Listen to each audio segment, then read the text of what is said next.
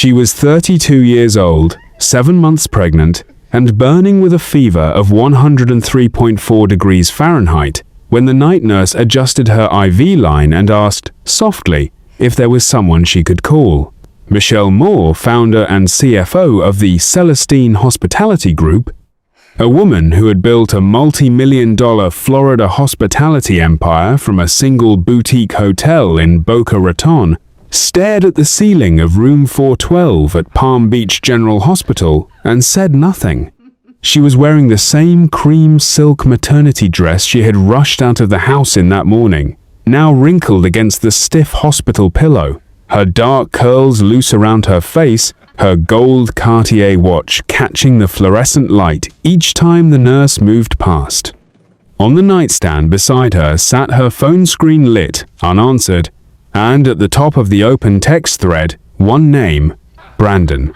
Her husband had not answered his phone in 14 hours. She already knew why. Brandon Wood, 36, had left their 12,000 square foot oceanfront home on Palm Beach's South Ocean Boulevard at 6:45 that morning in a navy linen blazer and white shirt, the cologne she had bought him for his birthday still hanging in the hallway air. He had kissed her forehead and told her he had an urgent investor summit in Charlotte. He had said it smoothly, without weight, the way a man says something he has rehearsed so many times it no longer costs him anything. I'll be back by Thursday. Keep the phone close. Call Dr. Reeves if anything feels off. She had nodded.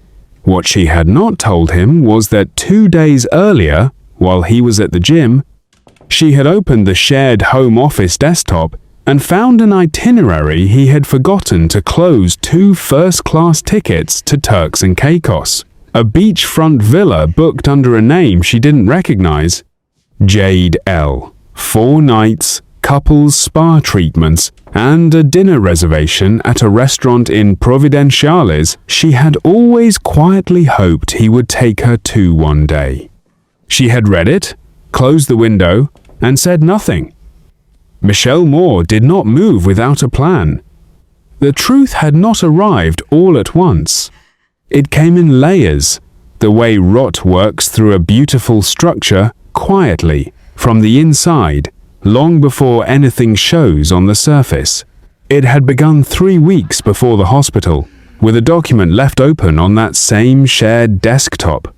A private wire transfer summary bearing the account number of the Celestine Group's dormant Cayman Islands subsidiary, Brandon's confident looping signature at the bottom. She had recognized the account immediately.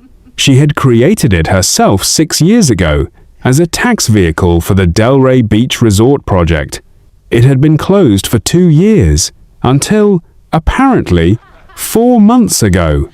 She had walked to the kitchen, poured a glass of sparkling water, sat at the marble island of their Palm Beach home in perfect stillness, and then called her attorney.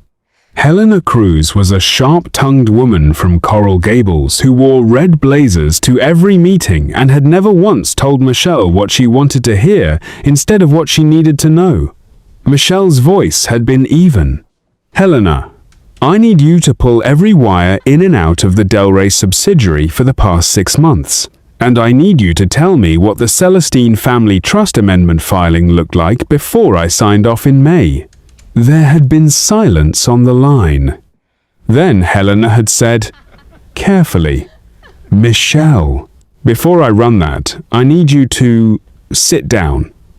What followed over the next 3 weeks dismantled the architecture of Michelle's marriage in slow, methodical detail. Brandon had been quietly building a legal strategy to invoke the early distribution clause of the Celestine Family Trust, a provision designed for genuine estate emergencies that would grant the primary partner full access to the trust corpus in the event of demonstrated business incapacity or medical fragility. The clause had been written as a formality when the trust was established. Brandon had been studying it as a weapon. The Crown Bay Gulf Coast development he had been telling Michelle was hemorrhaging money was, according to internal projections Helena obtained, on track to generate $28 million in its first operational year.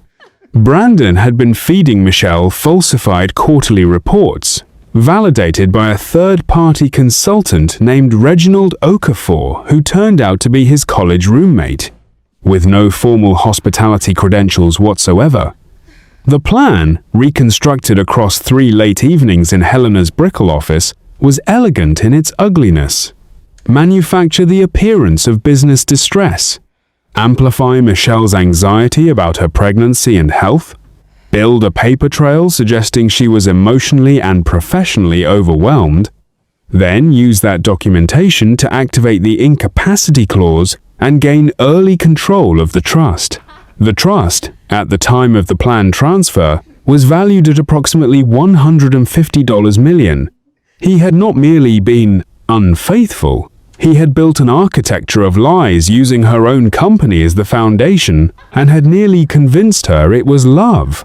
What Brandon did not know, because Michelle had told no one, was that 93 days before any of this was uncovered, on a quiet Tuesday morning when he believed she was at a prenatal yoga class in Delray Beach, she had already sat across from Helena Cruz and a notary and restructured the entire trust instrument. She had converted it into a revocable vehicle held solely in her name, removed the early distribution clause entirely, and updated the secondary beneficiary from Brandon Wood to her unborn child. He had spent months constructing a path to a fortune that was no longer his to touch. Brandon returned from Turks and Caicos on Thursday morning, tanned and unhurried, in light khaki trousers and an open-collar chambray shirt, a thin leather bracelet on his left wrist she had never seen before. He smelled different. He smiled when he stepped off the elevator of the Celestine Group's Brickell headquarters and saw her that warm, practiced smile he had perfected over 8 years of marriage, and it held for exactly 3 seconds before he registered what he was walking into. Michelle stood at the head of the 34th floor boardroom, in a deep burgundy wrap dress. Her hair pinned back, pearl earrings, low heels composed and deliberate, dressed like the woman who had built what he had tried to steal. Helena Cruz sat to her left. 2 members of Moore Capital's legal team and a certified forensic accountant sat across from the empty chair at the far end of the table. The room was very quiet. "Hey, babe, how are you feeling? Signal out there was terrible. I was trying to reach you." Michelle did not move. "Sit down, Brandon." He sat. The smile dissolved. She opened a slim manila folder and slid it across the table, steady, unhurried, like a woman who had rehearsed this moment, not out of rage, but out of something quieter and more permanent than rage. Wire transfers. The Delray subsidiary. Reginald Okafor's 12 invoices, all fraudulent. The draft filing for early distribution clause activation. And, at the bottom, the trust amendment executed 93 days ago. Brandon's eyes moved across the papers.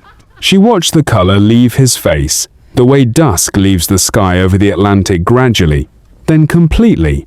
His mouth opened. "Michelle, listen, whatever this looks like, I can explain." She held up one hand, barely. "You don't need to explain anything, Brandon. I've already done that work. Outside, 34 floors below, Biscayne Bay caught the morning sun and threw it back in bright, indifferent pieces.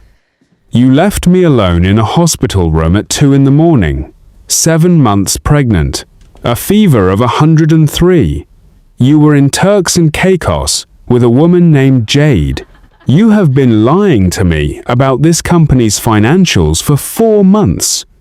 And you have been building a legal strategy to access $150 million that you believed you could take from me while I was too sick, too frightened, or too trusting to notice." She held his gaze, and did not raise her voice. She had not come here to perform her grief. She had come to close a chapter. The trust you built your entire plan around no longer exists in the form you believed it did. The clause you intended to use was removed 93 days ago. The money was never yours to take. It was always mine, and now it belongs to our child. Brandon said nothing. He looked like a man who had memorized every line of the wrong play and walked on stage to find the set had been quietly dismantled while he was away. Helena slid a second envelope across the table. "Divorce papers are behind the trust documents," she said, not unkindly. "You'll want your own attorney before you sign." The baby came on a Tuesday, 7 pounds and 4 ounces. Dark curls, a grip that made the delivery nurse laugh. Michelle named her Celeste. The divorce was finalized. The Palm Beach oceanfront estate was listed, sold, and emptied. Michelle moved into a 4-bedroom property on Worth Avenue, with white walls and a garden that caught the afternoon light perfectly, and a reading nook off the nursery where she began, in the quiet hours between midnight feedings, to write things down. She did not write about Brandon with hatred that surprised her. She wrote about the version of herself who had known, somewhere beneath all the love and trust and prenatal appointments and falsified reports, that something was wrong, and who had moved quietly, carefully, and without announcement to protect what was hers before the storm arrived. The Celestine Hospitality Group posted its strongest revenue quarter in company history in the months following the divorce. The Crown Bay Resort opened in March to a 4-star review. Michelle welcomed the new year at the property's opening gala in a champagne-colored gown, baby Celeste in her grandmother's arms across the terrace, Helena Cruz beside her with a glass of Perrier Jouet and something close to pride in her expression. No one at the party asked about Brandon Wood. That, Michelle had decided, was a kind of justice all its own. She had not gotten revenge, exactly. She had simply gotten there first, moved in silence, planned in clarity, and acted while he was still sleeping beside her and believing she had no idea. The woman he had underestimated had always known the score. She had simply been waiting, without drama and without hurry, for the right moment to lay the cards on the table. And when that moment came, she was dressed for it. She was always dressed for it.